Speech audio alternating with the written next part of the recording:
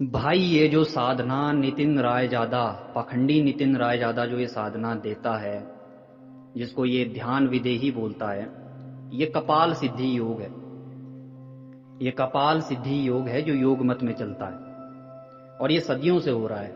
ये कोई नितिन राय जादा का अपना पर्सनल नहीं है, ये सदियों से हो रहा है। और बहुत सारे ऐसे पाखंडी कबीर पंथ, नकली कबीर पंथ है जो इसी साधना को दे रहे हैं, जिनमें एक मदन पंथ भी आ रहा है प्रतापगढ़ का। वहीं से आया है ना नितिन राय जादा, अपने गुरु को कुत्ता गधा बोल के वहीं से निकास हुआ इसका, क्योंकि इसके गुरु बैरागपति ने तो उसको निकाल दिया।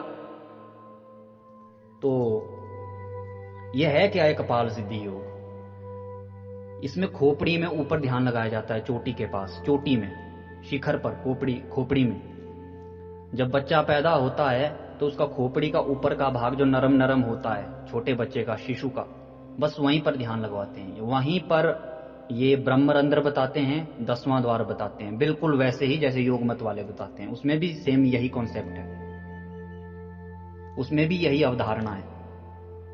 तो वहां पर ये 10वां द्वार बताते हैं और वहां पर ये ध्यान लगवाते हैं। तो ये साधना की कैसे जाती है?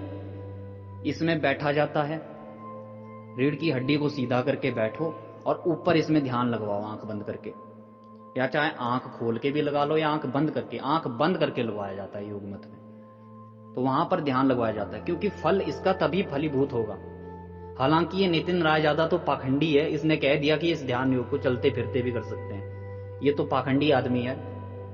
इसका सही फल तभी फलीभूत होगा जब आंख बंद करके, रीढ़ की हड्डी को सीधा करके, पद्मासन पे बैठ के ऊपर ध्यान लगवाया जाएगा।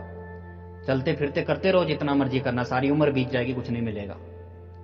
असली फल इसका वहीं पर मिलेगा। तो ऊपर इसमें ध्यान लगवाया जाता है, चोटी में। और इसमें महसूस क्या होता है, धीरे धीरे शरीर सुन्न होने लग जाता है। सुन्न होता होता पैर के अंगूठे से लेकर के ऊपर तक सुन्न हो जाता है, आंख तक सुन्न हो जाता है। जब आंख तक सुन्न हो जाता है तब होता क्या है, तब एक धुन सुनाई देती है। हालांकि उससे पहले काफी सारी धुनें होती हैं जो सुनाई दे रही होती हैं, लेकिन वो सारी धुनें खत्म होती जाती हैं, विचार खत्म होते जाते हैं, कम होते जाते हैं। फिर वो एक ही धुन बचती है और फिर वो धुन विराट होती जाती है। फिर जब आंख तक सुन्न हो जाता है, फिर उस धुन में हमारा ध्यान रम जाता है।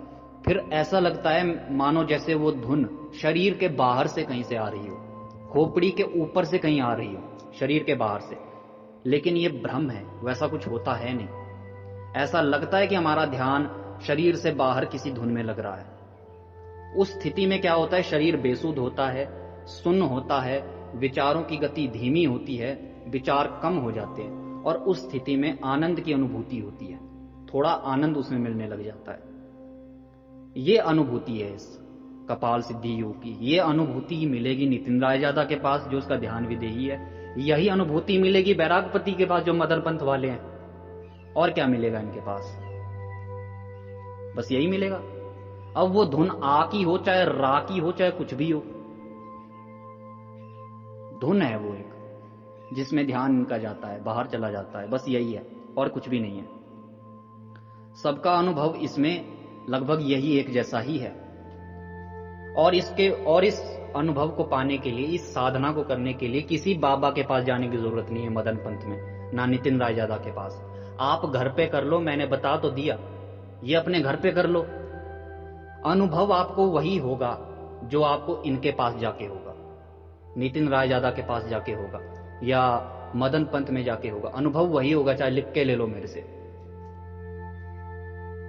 ठीक है। तो इनमें कुछ नहीं रखा, ये सिर्फ क्षणिक आनंद देने वाली चीजें हैं और कुछ भी नहीं है। और ऐसी कोई एक ध्यान विधि नहीं चलती योग मत में, ऐसी बहुत सारी हैं।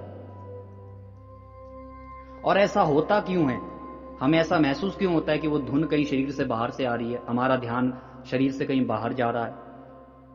दोस्तों, आपने नशेड़ियों को देखा होगा, या जिन्होंने शराब भी ज्यादा पी ली होती है उनको भी आपने देखा होगा। तो उनका शरीर भी बेसुध हो जाता है।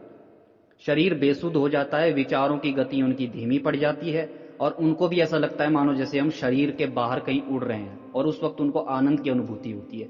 इसी आनंद की अनुभूति को लेने के लिए तो बार बार नशा करते हैं वो। लेकिन धीरे धीरे समय गुजरने के साथ उनका ये आनंद खत्म होने लग जाता है।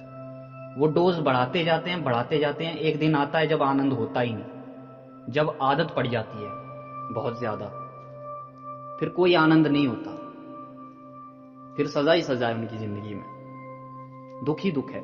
यही हाल इस कपाल सिद्धि योग में होगा। शुरुआत में आनंद आता जाएगा, फिर जब आदत पड़ जाएगी फिर कुछ नहीं मिलेगा, फिर ठन ठन गोपाल। और इससे होगा ही कुछ नहीं, क्षणिक आनंद है। आपकी जिंदगी में कोई परिवर्तन नहीं आएगा इससे, आपकी जिंदगी वैसी ही रहेगी जैसी थी। तो ये कोई सतनाम नहीं है भाई, ये कोई ध्यान विदेही नहीं है, ठीक है। नितिन इसको ध्यान विदेही कहता है। नाम विदेही वही है जो धुन है, जिस धुन में ध्यान चला जाता है और ऐसा लगता है कि वो धुन शरीर से कहीं बाहर आ रही है, वो इसका नाम विदेही है और कुछ नहीं है। तो ये है इनका ध्यान विदेही, नाम विदेही, ये है कपाल सिद्धि योग। ऐसे बहुत सारे योग हैं जिनमें ऐसा महसूस होता है कि हमारा ध्यान शरीर के बाहर कहीं जा रहा है, शरीर के बाहर से कोई शब्द आ रहा है, कोई धुन आ रही है। ऐसे बहुत सारे ध्यान योग है।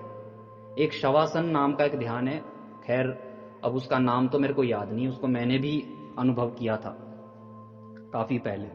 तो उसमें भी ऐसा ही होता है, ऐसा लगता है जैसे हमारा सूक्ष्म शरीर, हमारी आत्मा कहीं बाहर निकल गई शरीर से, उसमें भी ऐसा महसूस होता है। तो इनमें कुछ नहीं रखा भाई। आपने भी महसूस किया होगा जब आप आधी नींद में होते, शरीर बेसुध होता है, शरीर बेसुध होता है, तब भी ऐसा ही महसूस होता है कि हम शरीर से कहीं बाहर उड़ रहे हैं, महसूस होता है ऐसा।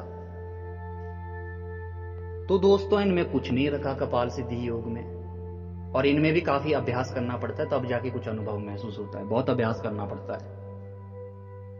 तो इनमें कुछ नहीं रखा, ये जिंदगी में समय बर्बादी का काम है और कुछ भी नहीं है। ये पाखंडी बाबा आपको इन्हीं चीजों में उलझा देंगे। जो असली संत मत है, जो असली धुन जिसकी बात की है कबीर जी ने, नानक जी ने, रविदास जी ने, वो कुछ और ही है भाई, वो ऐसी चीज में है ही नहीं, वो ये चीज है ही नहीं। जो सतनाम है वो ये चीज है ही नहीं जो ये बता रहे हैं। तो इन पाखंडियों के चक्करों में आप मत पड़ो, कोई भी ना पड़े तो वही अच्छा होगा। लेकिन उस नितिन के चेले चपाटों को समझाए कौन, क्योंकि ज्यादातर तो वहां रामपाल के ही आए हुए हैं।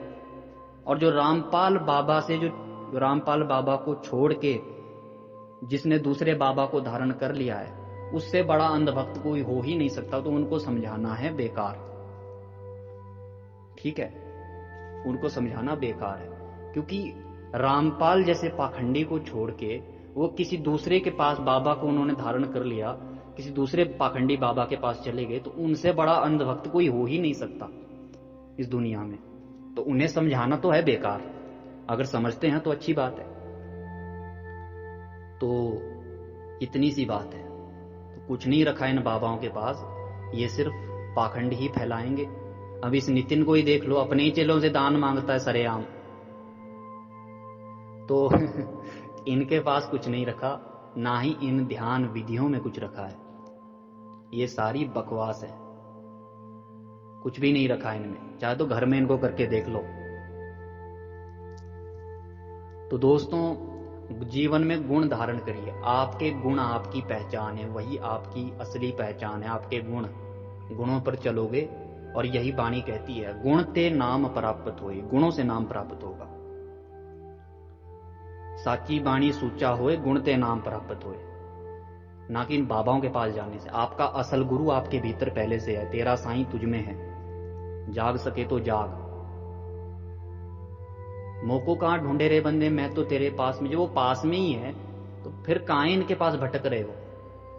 और भेद क्या है? भेद इतना ही है कि वो तुम्हारे पास में, इतना सा ही भेद है, और क्या है? बस उसे पहचानो, वो सच्चे मन के रूप में तुम्हारे अंदर है। इससे ज्यादा भेद क्या चाहिए? वो कुदरत के रूप में हर जगह अपना खेल खेल रहा है। नटवट खेले सारग पान, कबीर जी कहते हैं। अस्तित्व के रूप में वो है, गुणों के रूप में तुम्हारे अंदर है। रे नर नाव चौड़ कत बोड़ी, हर से तोड़ बिख्या संग जोड़ी। लेकिन कौन समझाए बंद भक्तों को? चलो, ये तो था कपाल सिद्धि योग के ऊपर ये ऑडियो।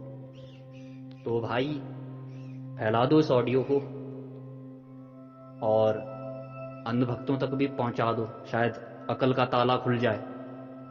वाहेगुरु जी का खालसा वाहेगुरु जी की फतेह।